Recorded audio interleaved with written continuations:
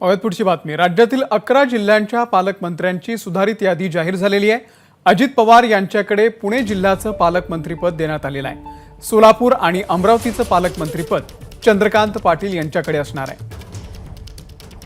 अखेर पालकमंत्रीपदाचं वाटप झालेलं आहे आणि अजित पवार, राज्याचे उपमुख्यमंत्री अजित पवार यांच्याकडे पुणे जिल्ह्याचं पालकमंत्रीपद आलेलं आहे। चंद्रकांत पाटील यांच्याकडे सोलापूर आणि अमरावती जिल्ह्याचं पालकमंत्रीपद असेल।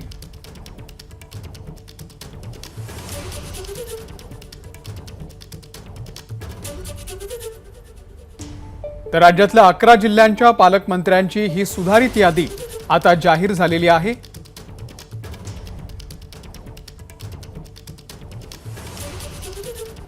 तर 11 जिल्ह्याचे नवे पालकमंत्री आपण बघतोय। पुण्याचे अजित पवार, अकोल्याचे पालकमंत्री असतील राधाकृष्ण विखे पाटील, अमरावती आणि सोलापूर या जिल्ह्यांचं पालकमंत्रीपद चंद्रकांत पाटील यांच्याकडे असेल।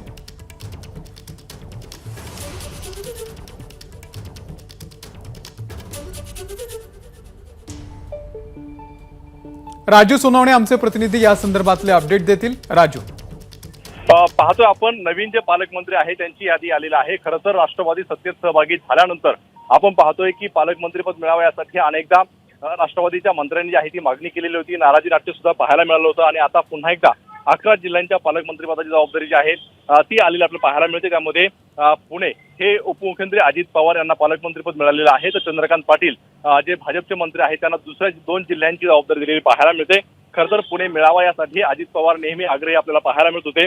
अकोल्यामध्ये राधाकृष्ण विखे पाटील आहेत, सोलापूरमध्ये चंद्रकांत पाटील दिलेलं आहे, अमरावतीत सुद्धा चंद्रकांत पाटील यांना दिलेलं आहे, भंडारा विजयकुमार गावित, बुलढाणा दिलीप वळसे पाटील, कोल्हापूर हसन मुश्रीफ, गोंदिया धर्मराव बाबा आत्राम, बीड धनंजय मुंडे, परभणी संजय बनसोडे, नंदुरबार अनिल पाटील आणि वर्धा सुधीर मुनगंटीवार यांना दिलेलं आहे। मात्र या पुण्यासोबत आणखी एक मागणी होती ती म्हणजे रायगडची मागणी होती। रायगडचं पालकमंत्रीपद जे आहे ते आदिती तटकरे यांना मिळावं अशी वारंवार जी आहे ती मागणी केलेली होती। यावरती आपण पाहतोय शिवसेना शिंदे गटाचे भरत गोगावले यांनी विरोध केलेला होता। वारंवार आपला हा विरोध पाहायला मिळत होता, त्यामुळे हा वादग्रस्त जिल्हा जो आहे तो वाटण्यात आलेला आहे, कायम ठेवलेला आहे। राष्ट्रवादी अजित पवार गटाने दुसरं ऑप्शन दिलं होतं तर रायगड नसेल आहे, राष्ट्रवादी अजित पवार गटाने दुसरं ऑप्शन दिलं होतं तर रायगड नसेल तर रत्नागिरी मिळावा अशा प्रकारचं सुद्धा तर तो सुद्धा आपल्याला जो आहे तो निर्णय होताना पाहायला मिळालेला नाही। त्यामुळे रायगडचा निर्णय राहिलेला आहे, मात्र पुणे हा अजित पवारांना मिळालेला आपल्याला पाहायला मिळतोय। त्यामुळे कुठेतरी अजित पवार गटाला जे आहे ते पालकमंत्रीपद मिळालेले आहे, मात्र रायगडचा निर्णय कधी होणार हा सुद्धा जे आहे ते मोठा प्रश्न आहे। आता तरी अजित पवार यांची नाराजी दूर होणार का हा सगळ्यात मोठा प्रश्न आहे। खरं तर पालकमंत्रीपद वाटप व्हावं यासाठी अनेकदा जे आहे ते अजित पवार गटाने वारंवार मागणी केलेली होती। काल सुद्धा देवेंद्र फडणवीस यांच्याकडे शिष्टमंडळ गेलेलं होतं आणि त्यानंतर सुद्धा मागणी केलेली होती आणि त्यानंतर आपण पाहतोय की मुख्यमंत्री आणि राज्याचे उपमुख्यमंत्री देवेंद्र फडणवीस दोघेही दिल्लीमध्ये गेलेले होते। अमित शहा यांची भेट झाली आणि या भेटीनंतर जे आहे तो कुठेतरी तोडगा निघालेला आहे आणि त्यामुळे आता ही यादी जी आहे ती जाहीर झाली आपल्याला पाहायला मिळते। यावरती राष्ट्रवादी अजित पवार गट जो आहे तो खुश आहे का हे पाहणं सुद्धा महत्त्वाचं राहणार आहे, कारण अनेक मंत्र्यांनी जी आहे ती वेगवेगळ्या प्रकारची मागणी केलेली होती, त्या मागणीनुसार ते समाधानी आहेत का हे सुद्धा पाहणं महत्त्वाचं राहणार आहे। मात्र ज्या पुण्यासाठी अजित पवार हे आग्रही होते ते पुणे जिल्हा जो आहे तो अजित पवारांना भेटीला आपल्याला पाहायला मिळतोय। राजू, धन्यवाद दिलेल्या या संपूर्ण माहितीबद्दल। तर धर्मराव बाबा आत्राम गोंदियाचे पालकमंत्री असतील, बीडचे पालकमंत्री धनंजय मुंडे, परभणी संजय बनसोडे।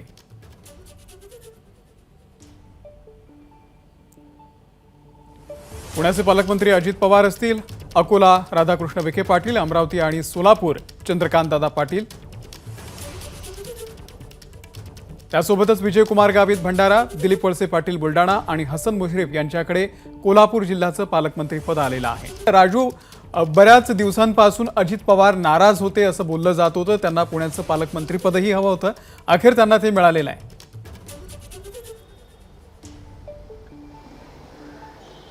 अमोल, पाहतोय आपण पालकमंत्रीपद मिळावा यासाठी अजित पवार यांच्यासह सगळेच राष्ट्रवादीचे मंत्री जे आहे ते आग्रही होते। आम्हाला आमच्या जिल्ह्याचं पालकमंत्रीपद मिळावा यासाठी आग्रही होताना पाहायला मिळतात। त्यातले 11 जिल्हे जे आहेत याचे पालकमंत्रीपद जे आहे ते आपल्याला वाटप झालेलं पाहायला मिळते। सगळ्यात महत्त्वाचं म्हणजे की अजित पवारांनी पुण्याचं पालकमंत्रीपद मागितलेलं होतं, त्यामुळे साहजिकच आहे की चंद्रकांत पाटील यांची सुद्धा नाराजी आहे ती वाढण्याची शक्यता होती। मात्र चंद्रकांत पाटील यांची नाराजी दूर करण्यासाठी आपण पाहतोय त्यांना 2 जिल्ह्यांचं पालकमंत्रीपद दिलेलं आहे, त्यामध्ये सोलापूर आणि अमरावती, आणि त्या बदल्यामध्ये अजित पवारांना जे आहे ते पुण्याचं पालकमंत्रीपद दिलेलं आहे। आपण जर काही दिवसापूर्वी पाहिलं तर स्वतः अजित पवारांनी अनेक बैठका घेतल्या होत्या आणि या बैठका वॉर रूमच्या असल्यामुळे त्यांच्यावरती काही प्रमाणामध्ये टीका सुद्धा झालेली होती। मात्र ह्या पुणे जिल्ह्याच्या बैठका आहेत असं अजित पवारांनी म्हटलेलं होतं। त्यामुळे कुठेतरी अजित पवार तेव्हापासूनच पालकमंत्रीपद मिळावं यासाठी आग्रही होते। मात्र यासोबत दुसरा एक मुद्दा होता का आदिती तटकरे यांना रायगडचं जे आहे ते पालकमंत्रीपद मिळावा आणि जर रायगड मिळालं नाही तर रत्नागिरी पर्याय असावा अशा प्रकारचा सुद्धा एक प्रस्ताव जो आहे तो राष्ट्रवादीने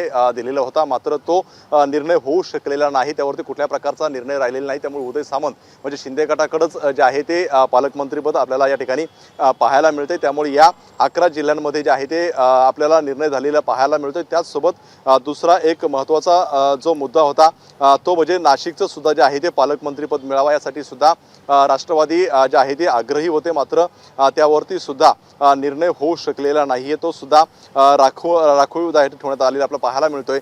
जर आपण पाहिलं तर यामध्ये महत्त्वाचे रायगड आणि नाशिक हे दोन पालकमंत्रीपद जे आहे ते दिले गेलेले नाही, मात्र पुणे जे आहे ते पुणे मिळालेले आहे। त्यामुळे अजित पवार यांची नाराजी दूर होणार का याकडे सगळ्यांचं लक्ष लागलेलं आहे। खरं तर आपण मागची जर पालकमंत्रीपदाची जर यादी पाहिली तर जवळपास 19 मंत्र्यांना जी आहे ती जबाबदारी दिलेली होती। त्यामध्ये देवेंद्र फडणवीस यांच्याकडे अनेक पालकमंत्री म्हणजे साधारणतः 2, 4, 6 जिल्हे जे आहे ते दिलेले होते। विखे पाटलांकडे अहमदनगर आणि सोलापूर होतं। हे सगळे जे आहे त्यामध्ये बदल केलेले आहे। त्यामुळे आता उर्वरित रायगड असेल किंवा आधी नाशिक असेल यावरती काही निर्णय होतो का हे सुद्धा पाहणं महत्त्वाचं राहणार आहे आणि यानंतर अजित पवार गटाची नाराजी दूर होते का हे सुद्धा पाहणं महत्त्वाचं राहील। निश्चितच धन्यवाद राजू दिलेल्या या संपूर्ण माहितीबद्दल। एबीपी माझा, उघडा डोळे बघा नीट।